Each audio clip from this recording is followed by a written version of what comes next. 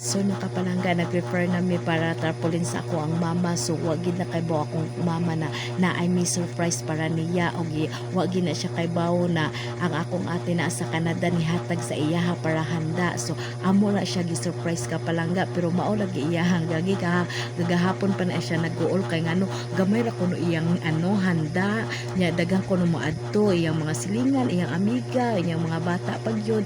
So wag gid mi nagkuan na nagistorya niya na nya na murag siyang nagguol sad kad ano sa ako ang ate na naa sa Canada na wala kuno ni hatag niya, pero wa siya kay bawo nagitagaan na siya budget para lechon.